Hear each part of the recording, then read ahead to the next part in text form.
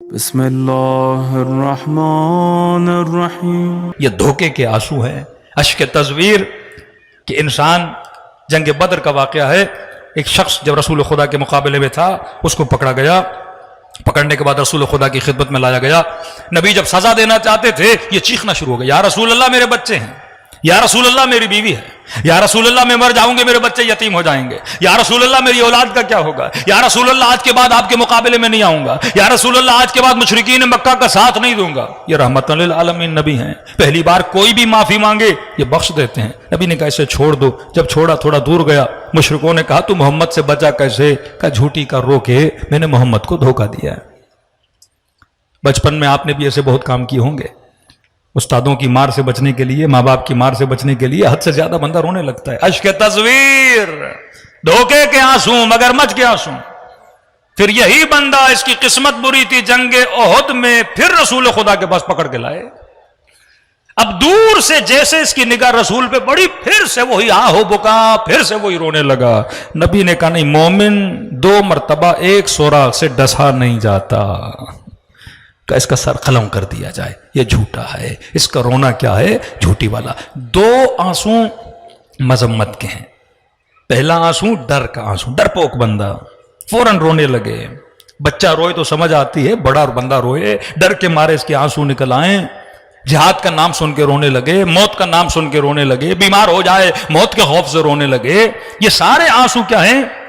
مذمت والے آنسو ہیں۔ اس کی اہل بیت نے کبھی تعریف نہیں کی کہ ہم علی والے، ہم اہل بیت، ہمارے اوپر فرق نہیں کہ موت ہمارے اوپر آئے یا ہم موت کے اوپر آ جاتے ہیں۔ فرمایا موت اہل بیت علیہ الصلوۃ والسلام ملاقات خدا کا نام ہے۔ فزت ورب الکعبہ کا نعرہ مولا نے کب مارا؟ جب شب 19 علی بن ابی طالب پہ ضربت لگی تھی۔ تو موت، شہادت کی موت تو مومن کے لیے باعث فخر ہے۔ تمنائیں کرتے تھے، دعائیں کرتے تھے کہ خدا اس سے بہترین موت کسی کے لیے نہیں ہو سکتی۔ بستر پہ بندہ مر جائے، بیماری میں مر جائے، اٹیک سے مر جائے، شوگر سے مر جائے، بھائی ایک دن مرنا تو ضرور ہے نا۔ اب 90 سال جی کے مرو، 100 سال جی کے مرو، یا رگڑ رگڑ کے مرو، مرنا تو ویسے ہے۔ بہترین موت یہ ہے کہ بندہ اللہ کی راہ میں، حسین کی محبت میں، علی کی محبت میں دنیا سے چلا جائے۔ تو فرمایا کبھی بھی یہ اشک اشک مذمت ہے، اس کی اہل بیت نے تعریف نہیں کی، اس کی طبی اہل بیت نے تمہید نہیں کی۔ فرمایا وہ اشک بہترین ہے، کون سا؟ اب 4 آنسو اور ہیں جن کی تعریف کی گئی ہے۔ فرمایا ایک اشک ہے اشک ندامت،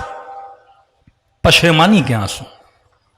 بندے نے گناہ کیا، پشیمان ہوا کہ پروردگارا اے کاش تیری دربار میں گستاخی نہ کرتا۔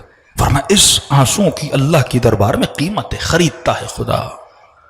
کہ چوتھے امام کا جملہ فرمایا گنہگار کا رونا خدا کو اپنے ملائکوں کی تسبیح سے زیادہ پسند ہے۔ میکائیل کی تسبیح، جبرائیل کی تسبیح، ملائکۃ اللہ کی تسبیح وہ خدا سن رہا ہے، لیکن کہا اس تسبیح سے زیادہ اگر کوئی جوان گناہ کر کے میری دربار میں توبہ کرتا ہے مجھے زیادہ پسند۔ شب جمعہ خدا انتظار کرتا ہے، یہ جوان کب مصلی پر آئے گا۔ شب جمعہ دعائے کمیل میں خدا دعوت دے کے انتظار کرتا ہے، یہ کب آئے گا، دعا میں شریک ہوگا۔ اور افسوس سے کہنا پڑتا ہے، ایک اسلامی اور شیعہ معاشرے میں توبہ کے آنسو بہت ہونے چاہیے۔ یہ صحیفے سجادیہ، یہ دعائے عرفہ، یہ دعائے کمیل۔ ہم عراق جاتے ہیں، حرم بھر جاتے ہیں شب جمعہ، ایران جاتے ہیں، حرم بھر جاتے ہیں شب جمعہ، توبہ و تائب کے لیے لوگ جمع ہو جاتے ہیں، لیکن یہاں ساری فیسلٹیز دی جاتی ہیں، بسیں دی جاتی ہیں، کھانا دیا جاتا ہے، لیکن پھر بھی کسی کے اندر اتنی معرفت نہیں ہے۔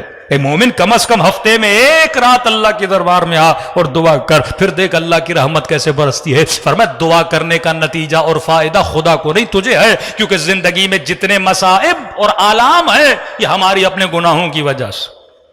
بلائیں جو آتی ہیں، عرفاء پہ بلائیں آتی ہیں، امتحان ہے۔ ہمارے اوپر جو بلائیں آتی ہیں وہ ہمارے گناہوں کا نتیجہ ہے۔ کہ آغا جعفر مجتہدی ایک واقعہ نقل کرتے ہیں، فرماتے ہیں ایک انسان کی زندگی میں بڑے مسائل تھے، مشاکل تھے۔ کسی خاتون نے آ کے ان سے کہا کہ میرے، اب دیکھیے چھوٹی سی خطا بھی انسان کو کہاں لے جاتی۔ کہا کہ شوہر نے کہا کہ قبلہ جو میری بیوی ہیں ان کے سر کا درد نہیں جا رہا، مطلب اتنے دنوں سے ہر دوائی کھا لی لیکن سر درد ختم نہیں ہو رہا۔ تھوڑی دیر کے لیے آ گئے، مجتہدی نے سوچا، جعفر مجتہدی اور اس کے بعد کا خاتون تم نے بے وجہ اپنے چھوٹے بچے کو مارا ہے، جس کے نتیجے میں تمہیں سر میں درد ہوا ہے. اب جا اس بچے کے دل سے جو رنجش ہے وہ نکال. وہ باپ کہتا ہے میں ماں کے ساتھ بچے کو لے گیا، 4 کھلونے دلائے، 4 چیزیں دلائیں، جب بچہ راضی ہوا اگلی رات اس خاتون کے سر کا درد کیا ہو گیا؟ ختم ہو گیا. بہت بڑے عالم دین تہران کے فرماتے ہیں مجالس پڑھتا تھا، ہمیشہ جب گھر دیر جاتا تو میں گھر والوں کو بتاتا تھا، اس زمانے میں ٹیلی فون اور یہ چیزیں نہیں تھیں. کہتے ہیں ایک دن مجھے بہت لیٹ ہو گئی، تقریباً رات کے 2:30-3 بج گئے، اور میرے بچے پریشان، بیوی گھر میں اکیلی تھیں، بچیاں چھوٹی تھیں، وہ اتنے پریشان ہو گئے کہ اللہ جانے کوئی حادثہ نہ ہو گیا ہو، کہیں پہ کوئی مسئلہ نہ پیش آیا ہو. 2:30 رات کے 3 بج گئے، آئے کیوں نہیں؟ کہتے ہیں وہ انہوں نے نہ کھانا کھایا نہ وہ سو پائے، یعنی ایک عجیب ڈپریشن اور ٹینشن میں پوری فیملی. کہ کیا ہوا، کوئی حادثہ، کوئی ایکسیڈنٹ تو نہیں ہوا؟ کہیں سے پتہ بھی نہیں لگ رہا، جناب کہاں ہیں؟ کہتے ہیں میں رات دیر پہنچا، 2:30 بجے 3 بجے، اور پہنچنے کے بعد میں نے فیملی سے ایکسکیوز بھی نہیں کیا کہ میری وجہ سے آپ پریشان ہوئے، میں آپ کو پیغام دے دیتا. میں نے یہ بھی نہیں بتایا مجھے دیر کیوں، کیونکہ تھکا ہوا تھا، سیدھا جا کے میں سو گیا. کہتے قبلہ میں سویا تقریباً 1 مہینے تک میری آنکھ میں تکلیف تھی. اور جب کسی عالم سے پوچھا اس تکلیف کی وجہ کیا ہے، کہ اس کی وجہ یہ ہے کہ تم نے اپنی فیملی کو یہ ڈپریشن، یہ ٹینشن، یہ پریشانی دی، اس کی بلا خدا نے تمہارے اوپر نازل کی.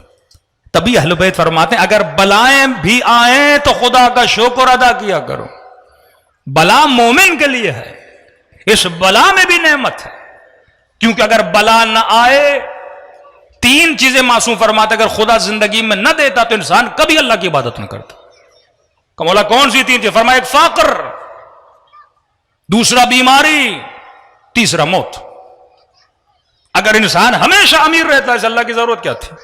ہمیشہ صحت مند، تنومند، صحیح سالم رہتا، اسے اللہ کی کیا ضرورت تھی؟ اور ہمیشہ زندہ رہتا، فرمایا یہ کبھی بھی اللہ کی عبادت نہ کرتا.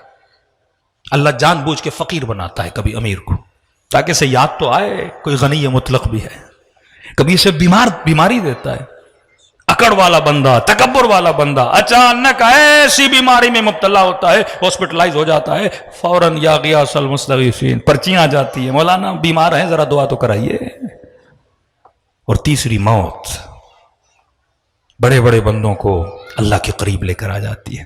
تو فرمایا اشک ندامت، پشیمانی کے آنسو یہ اللہ کی دربار میں قابل تعریف ہے. جناب اور اشک ندامت توبہ کی امام حسین نے قبول کی. لیکن ایک بات یاد رکھنا، ندامت جتنی جلدی ہو بہتر ہے. ندامت میں اگر دیر کرو گے تو پشیمانی ہمیشہ کے لیے باقی رہے گی.